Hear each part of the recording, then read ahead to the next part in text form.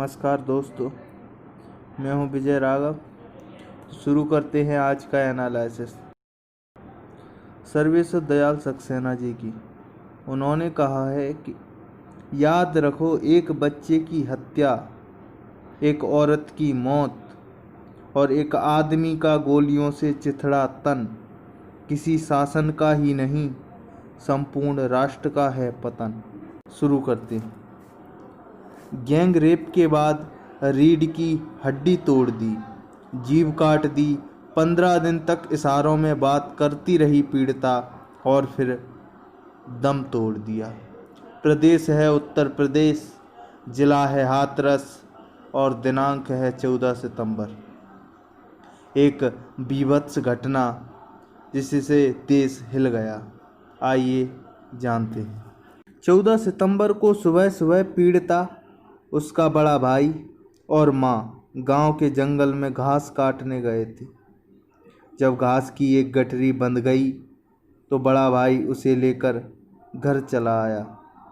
माँ और बेटी खेत में अकेले थे। माँ आगे घास काट रही थी, बेटी कुछ दूर उसे इकट्ठा कर रही थी। तभी चारों दरिंदों ने पीड़िता के गले में पड़े दुपट्टे से उसे खींचना शुरू किया और खींचते हुए खेत में ले गए और उसका गैंग रेप किया। माँ ने बहन को आवाज़ें दी तो जवाब नहीं आया। पहले मेड़ पर उसकी एक चप्पल दिखी, फिर बाजरे के टूटे हुए पौधे। तो खेत के अंदर गई जहाँ बहन बहुत ही बुरी हालत में बेहोश पड़ी थी। माँ चिल्लाई तो कुछ बच्चे दौड़कर आए। बच्चे मेड़ में भरा पानी पॉलीथिन में भरकर लाए और वो उसके मुंह पर डाला, लेकिन उसे होश नहीं आया। तो फिर उसे अस्पताल में ले जाकर भर्ती कराया गया। ये शब्द उस बालिका के बड़े भाई के हैं जिसकी बहन उन इंसान रूपी राक्षसों ने नोच डाली। यहाँ तक जो हुआ वह इंसान रूपी भेड़ियों ने किया। इसके बाद उस मासूम बच्ची का दोबारा दुष्कर्म किया गया। अब आप कहेंगे कि मृत्यु के बाद दोबारा दुष्कर्म? जी हाँ, और यह कृत्य हमारे सिस्टम, जिसे आज हम अपनी भाषा में सुशासन तथा प्रशासन कहते हैं, दुष्कर्म के 15 दिन बाद जब पीड़िता जिंदगी की जंग हार गई तो प्रशासन ने सबसे पहले उस घटना को फेक न्यूज करार दिया। जब मीडिया का दबाव बढ़ा तो कहा कि रेप नहीं हुआ है।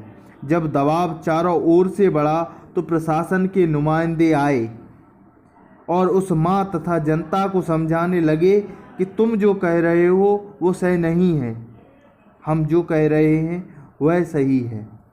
प्रशासन द्वारा किया गया दुष्कर्म यहाँ ही नहीं रुका।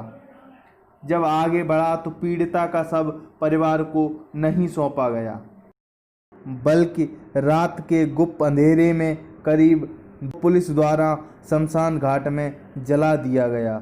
यहाँ हम अंतिम संस्कार शब्द का भी उपयोग नहीं कर रहे हैं, क्योंकि वह परिवार के सदस्यों की मर्जी तथा उनकी उपस्थिति में होता है। लेकिन यहाँ मौजूद था तथाकथित प्रशासन और उसके नुमाइंदे तथा पीड़िता का जलता चित विचित सब और गुप्त अंधेरा। इसके बाद मैं क्या बोलूं? वही होता है जो हमेशा होता है। आरोप प्रत्यारोप का दौर, राजनीति की मरती संवेदनाएं व उसके नंग नाच करते राजनीतिक गिद्ध। आज हम और हमारा समाज उस दौर में पहुंच गए हैं कि जहां बलात्कार पर गंभीर बहस के नाम पर चर्चा यह होती है कि कौन से राज्य में ज़्यादा बलात्कार हुए हैं और किसने किस बलात्कार पर क्या कहा है, और कहा है तो क्यों कहा है।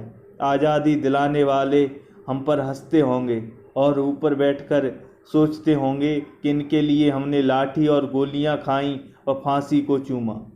इस पूरे मामले में अगर प्रशासन की भूमिका की बात करें तो वह सिर्फ इतनी है कि किसी भेड़ों का रखवाला बना दिया गया।